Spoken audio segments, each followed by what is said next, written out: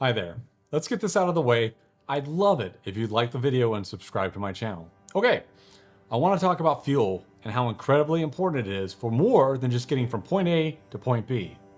Regardless of your views on current political events, whether domestic, foreign, or both, the reality is things are not going in the right direction here in the United States. Recent polls from Real Clear Politics reflect this sentiment. One need look no further than the grocery store or the gas station to confirm why. It's been clear since Biden took office that his administration is focused on renewable energy while simultaneously hamstringing our existing system by stopping oil exploration and pipeline projects. The speculation on oil futures in the face of his actions has driven prices through the roof. It certainly doesn't help matters that the planet seems on the brink of World War III. Looking back on fuel prices in decades past, this country has seen its share of gasoline shortages. Anyone who's been around for a while will recall the crisis in the 1970s where people had to wait in lines for hours to fill up their cars.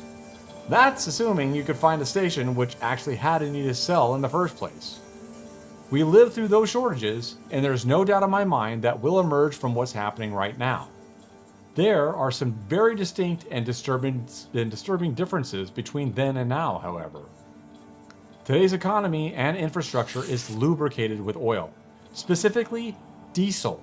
Right now, we are looking at diesel prices, when adjusted for inflation, which have not been seen in many decades. Some people might be upset when they go to fill their tanks at the cost, but many aren't thinking past lamenting how their wallets are becoming lighter thanks to fuel prices. The fact is, everything from trucks to trains to ships mostly run on diesel.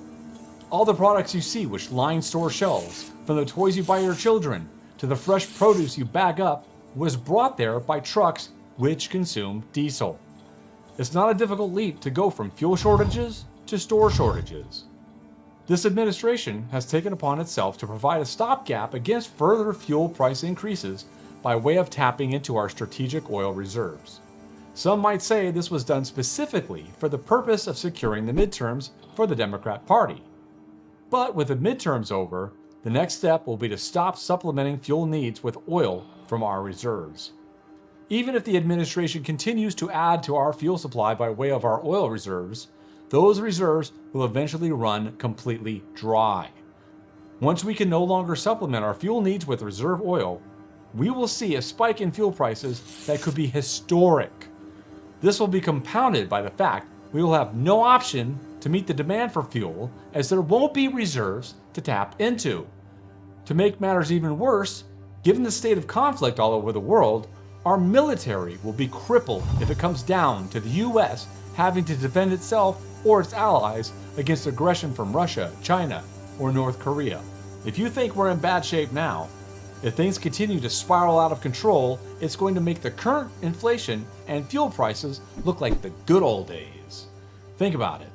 There will be very few ships, trains, and trucks who will be able to deliver anything if there's no fuel for them to run on. This means that grids will begin to go offline as critical parts for maintenance will not be delivered to power plants. Stores will have severe shortages, and people will begin fighting over the meager amount of stock they have.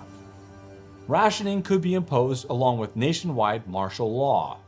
Hospitals will not be able to keep the lights on, and patients who rely on machines to keep them alive will unfortunately die.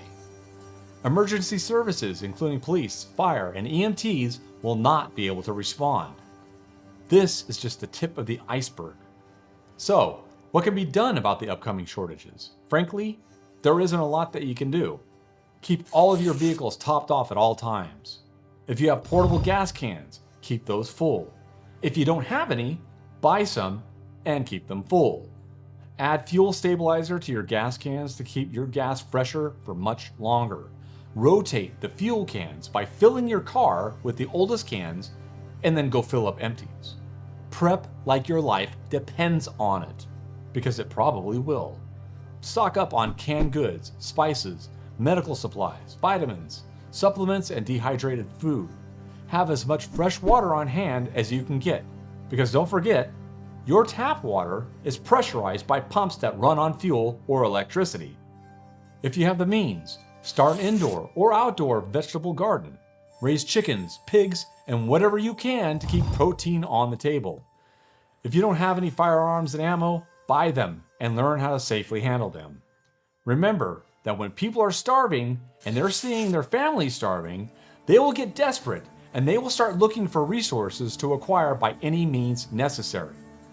It's extremely upsetting to think about, but you will need to defend what you have against these people, else they will take what you have by force.